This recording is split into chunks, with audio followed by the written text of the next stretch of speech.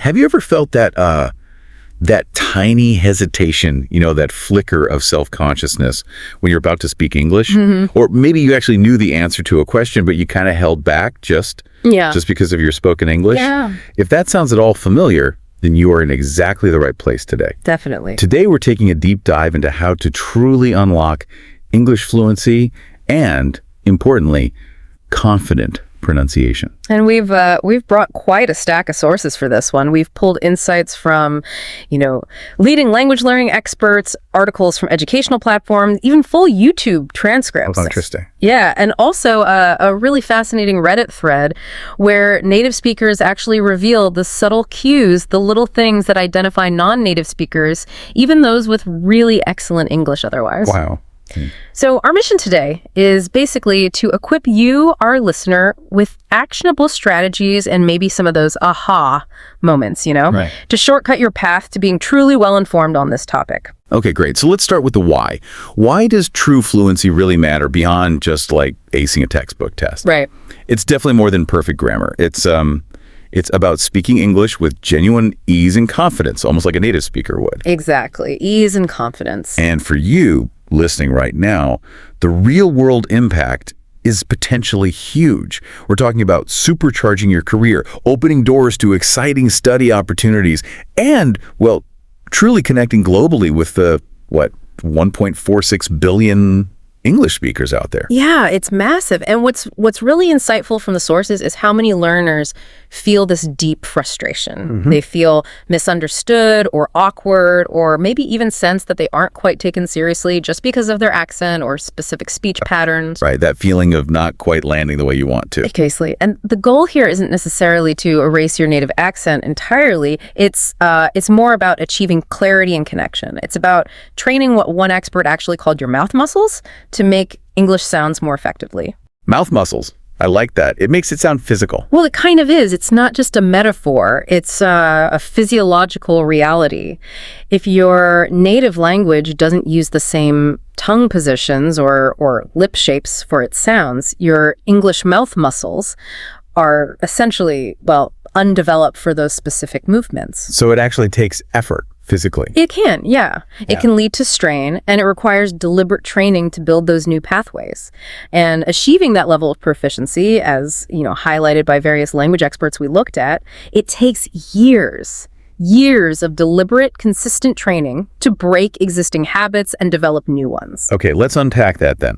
Because across all our sources, the single most fundamental piece of advice, the most effective thing for achieving fluency, is consistent daily practice. Absolutely. It's the cornerstone. It really is. Nothing else you do is as important, apparently. That's the message, loud and clear, which leads us to think, okay, how do you integrate that daily practice effectively? Right. What does that look like? Well, our sources emphasize a pretty powerful input-output study plan. It's often structured as like a 5-day cycle. Okay. So on day 1, that's your input day, you'd watch maybe a 30-minute English TV show or movie, and here's the key, without subtitles. Challenging. It is. And maybe focused on a specific topic like travel. The goal is just to pay attention to the conversational pace and try to follow along without constantly pausing. Just absorb it. Exactly. Then day 2, that's an output day. You practice speaking for 30 minutes, maybe with a language partner or a tutor about the show you just watched. You'd focus on smooth conversation, natural intonation. Putting it into practice immediately. Right. Day 3 is back to input. You read a short article or maybe a news story out loud for at least 15 minutes, trying to maintain a natural flow. Out loud, okay. Yeah, that's important. Day 4 is another output. Day engage in maybe a 20-minute English conversation with a partner about that article you read. Reinforcing again. And finally, day 5 is what they call creative output. You practice describing an image or maybe a scene in English for about 10 minutes, just speaking smoothly, without pausing too much to search for words. Okay, I can see how that cycle forces you to use the language in different ways. Exactly. And what's really insightful about this specific 5-day cycle, according to the experts we read, is how it leverages principles of cognitive science. How so? Well, by forcing active recall and immediate application right after you've had that passive exposure, you're not just memorizing words. You're actually encoding the information in a way that makes it much more accessible for real-time conversation. Okay, so it sticks better. It sticks better, yeah. It's a form of deliberate practice that kind of bypasses superficial learning and builds genuine fluency habits. And this plan is designed to cycle through relevant real-world topics: work, success, failure, food, relationships, goals. Practical stuff. Very practical stuff. It ensures you build a broad vocabulary and apply it. But the non-negotiable part, the thing you have to do every day in this plan, is speak English out loud for at least 15 minutes. So 15 minutes minimum. Okay. That 5-day cycle sounds incredibly comprehensive for, dedicated study time. But what about all the hours outside of that structured practice? Are there ways the sources suggest we can kind of passively integrate English into daily life, almost without realizing we're learning? Oh, absolutely. Yeah, beyond that structured plan, the sources definitely talk about broader everyday immersion and passive listening. Like what kind of things? Well, simple lifestyle changes. Switch your phone language to English. Or your social media feeds. Oh, that's an easy one. It is. Listen to English music or audiobooks during downtime when you're walking, cleaning, commuting. Multitasking your learning. Pretty much. Yeah. And when watching movies or TV shows, maybe start with English subtitles, but then gradually challenge yourself to watch without any subtitles at all. Okay, weaning yourself off them. Exactly. And another really practical tip that came up: keep a language journal, but keep it in English. It just helps reinforce everything you've learned. Right. Okay, so we've laid out the what and the why of consistent practice, but now let's peel back the curtain on the actual mechanics of sound. This next part feels like where the physical transformation happens, right? Yeah.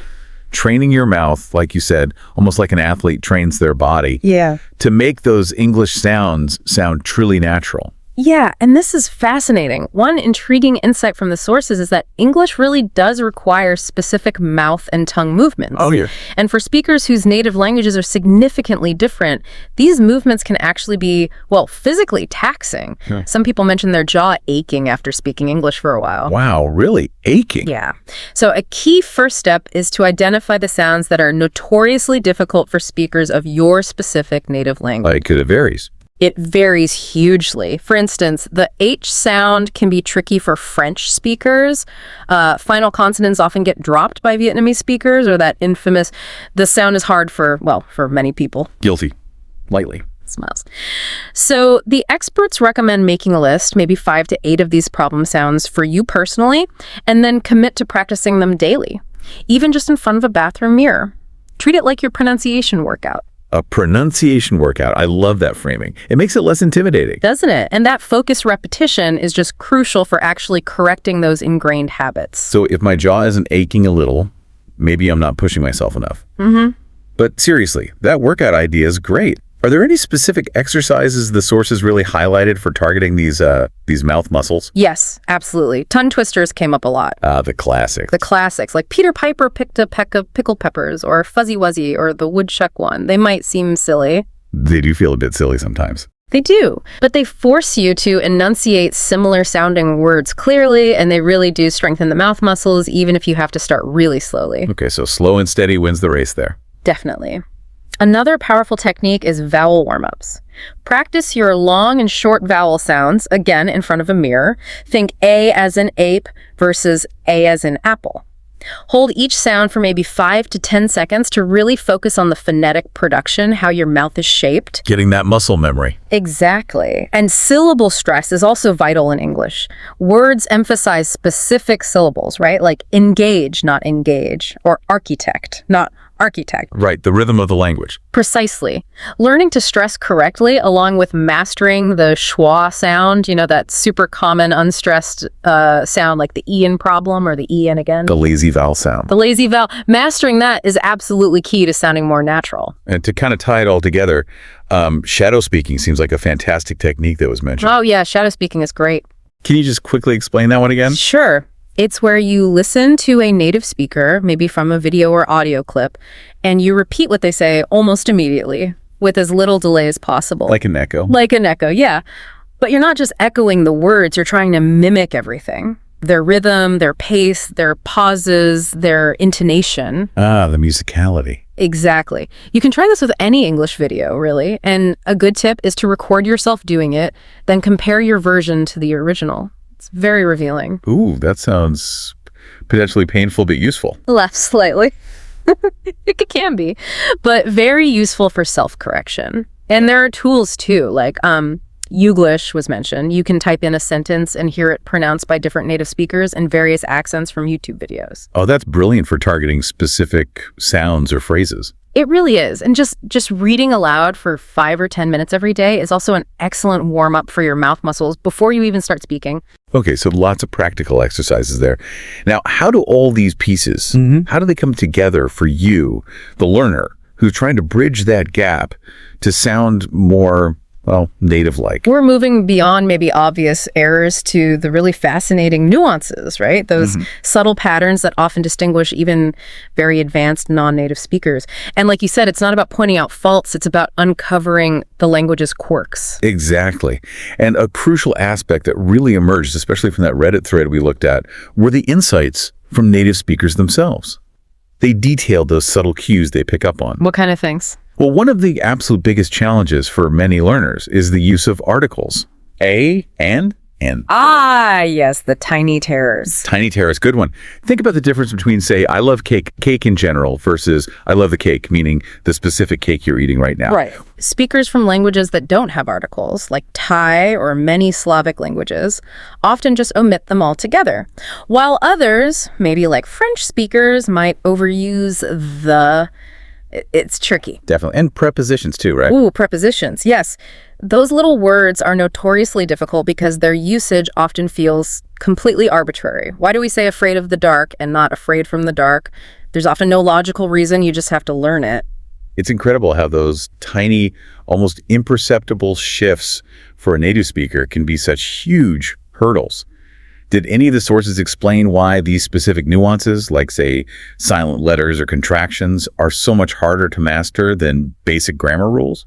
That's a great question, and it often comes down to a couple of things. One is the deep-seated habits formed by your native language. Your brain is just wired differently.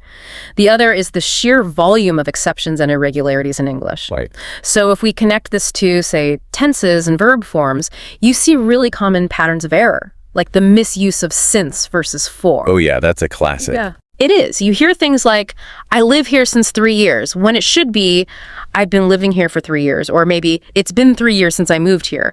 Remember, since is for a point in time, for is for a duration. Got it. Another very common one is using did with the past tense form of the verb, like did you went, instead of the correct did you go. The double past tense. Exactly. Or mixing up past and participle forms like, I have never saw that before, instead of I have never seen that before. These are really common slips, even for advanced learners. Okay. And beyond grammar, phrasing and idioms seem huge as well. You mentioned some common non-native phrasing earlier, like, how do you call X? Right. Instead of what do you call X? Or sometimes you hear you have right instead of you are right. Little things like that. So what else did the sources say about making your speech sound more natural, beyond just being grammatically correct? Well, the sources strongly emphasize learning whole phrases, not just individual words. Sometimes this is called sentence mining. Chunking the language. Chunking, exactly. And becoming familiar with common idioms is vital, especially in contexts like the workplace. Knowing idioms like back to the drawing board or cut corners, out of the loop, touch base, get the ball rolling. Yeah, those make a huge difference. They make a massive difference in sounding natural and also just understanding what's going on. Another subtle point is uncountable nouns. Like, Adding an S where it doesn't belong, you hear stuffs, advices, furnitures, informations. Those are all uncountable in English. right, no is needed. No is needed. Also, the pronunciation of silent letters. The P in receipt, the L in salmon, the B in climbing. Oh, salmon's a good one. I hear salmon sometimes. Exactly. And even the E in ed past tense verbs. Oh. For regular verbs like watched or baked, that E is usually silent or part of a T or D sound, but non-natives often pronounce it as a separate syllable, like watched. Ah, okay. It's those tiny sounds we barely even register as native speakers, isn't it? Are there any other common traps or blind spots the sources highlighted? Absolutely. Contractions were mentioned quite a bit. Like don't, and it's... Yes, but even more informal ones. Native speakers constantly use contractions and often reduce sounds further. I'm going to often becomes I'm gonna, or even ima. I would've becomes I would. Right, the flow of speech. Exactly. And the absence of these natural contractions, even if your grammar is perfect, can make your speech sound less natural, maybe a bit too formal or stilted. Interesting. And finally, a really crucial insight from several sources highlighted what they called the fear barrier. The fear barrier. Yeah, that discomfort, that fear of putting yourself out there and making mistakes. Learners often focus intensely on over-precision, on getting everything absolutely correct. Trying too hard, maybe. Possibly, yeah. But true progress really comes from embracing those mistakes, from just communicating. Native speakers are generally much more relaxed about correctness than learners often are. The ultimate goal isn't absolute perfection or rigidly following outdated textbook rules. It's understandability and connection. That's such a crucial takeaway, isn't it? That chasing perfection often becomes the barrier itself. Exactly. Whereas focusing on connection actually empowers you to take more risks, speak more, and ultimately progress faster. That came through really strongly. It really did. So as we wrap up this deep dive, the main message seems to be that achieving English fluency is truly an ongoing journey. It's not some fixed destination you arrive at and then just stop. Definitely not. And the clear path forward, the thing reiterated across all our sources, is that consistent daily practice across all the skills: listening, speaking, reading, writing. That's the key. Absolutely. And if we connect this back to the bigger picture, the value of practicing with real people, especially maybe dedicated tutors if you can, that really can't be overstated. They offer that tailored feedback and motivation that's just hard to get elsewhere. Yeah, that human element. So here's a final thought for you to consider. Think about how integrating English into every small part of your daily life, even way beyond formal exercises, could potentially unlock surprisingly fast progress. What one tiny change could you make, starting today, to live just a little bit more in English?